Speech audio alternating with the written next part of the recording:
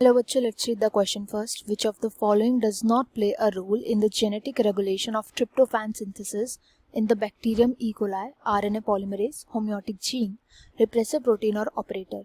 इनमें से ऐसा कौन सा जीन है, ऐसा कौन सा कंपोनेंट है जो यहाँ पे लिखा है जो कि genetic regulation of tryptophan synthesis में हेल्प नहीं करता इन ई कोलाई बैक्टीरिया? तो यहाँ पे जो की कॉन्सेप्ट यूज किया जाएगा वो होगा TRP ऑपेरॉन का।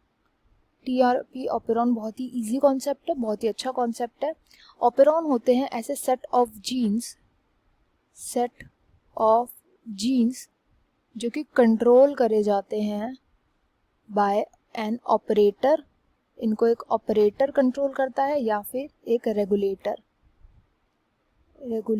या एक ऑपरेटर जीन जो है, ये दोनों चीज़ें कंट्रोल करके रखती है। ऐसे सेट ऑफ जीन्स को बोला जाता है ऑपेरॉन।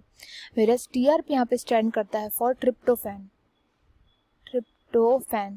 ट्रिप्टोफैन होता है एक अमीनो एसिड, एंड ये अमीनो एसिड बहुत इंपॉर्टेंट होता है स्ट्रक्चरल प्रोटीन्स को बनाने के लिए। अमीनो एसिड होता है, अमीनो एसिड प्रोटीन्स बनाता है, इसलिए इंपॉर्टेंट होता है।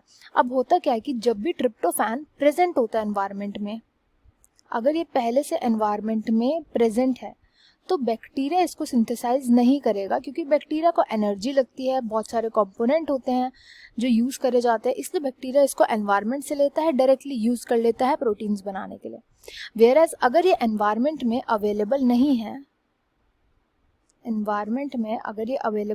है, तो फिर बैक्टीरिया इसको सिंथेसाइज करता है खुद, अपने आप इसको सिंथेसाइज करेगा। अब कैसे करेगा कि यहाँ पे जो ट्रिप्टोफैन होता है जिसको हम शॉर्ट में TRP बोलते हैं, ट्रिप्टोफैन एक्ट करता है as an inducer, and inducer जाकर के चिपक जाता है विद द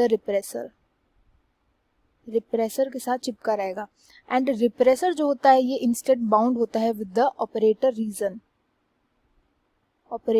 के साथ बाउंड होता है। जब ये ऑपरेटर रीजन के साथ बाइंडेड होता है तो ट्रांसक्रिप्शन नहीं होता, ट्रांसक्रिप्शन देखने को नहीं मिलता जब तक ये TRP बाइंड रहता है रिप्रेसर। अब ये TRP कहाँ से आ रहा है? ये आ रहा है एनवायरनमेंट से।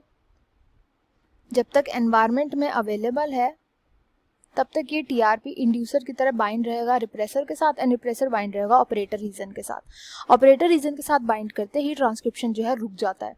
बट जैसे ये एनवायरनमेंट से एब्सेंट हो जाएगा, मतलब एनवायरनमेंट में प्रेजेंट नहीं होगा, तो इंड्यूसर जो है वो लीव कर जाएगा, एंड उस वजह से रिप्रेसर भी लीव कर जाएगा।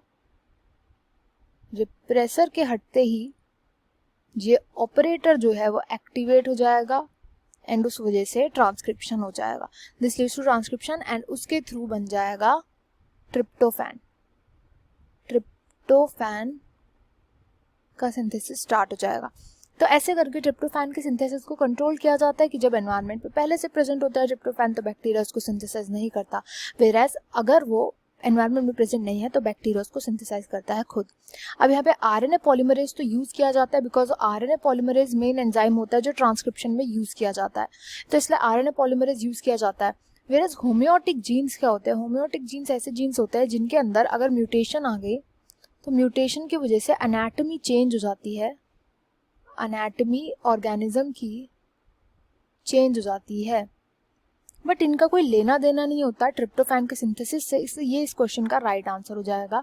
रिप्रेसर प्रोटीन का मैंने रोल आपको बता दिया क्या होता है, ऑपरेटर का भी बता दिया है। ऑपरेटर से बाइंड करता है repressor protein, and repressor protein बनाया जाता है with the help of regulator gene जो प्रोटीन बनाता है वो होता है रिप्रेसर प्रोटीन। ऑपरेटर जो होता है उससे बाइंड कर जाता है ये रिप्रेसर प्रोटीन, एंड रोक देता है ट्रांसक्रिप्शन को। तो इसलिए इस क्वेश्चन का राइट आंसर हो जाएगा option B, homeotic gene. I hope you understood well. Best of luck and thank you.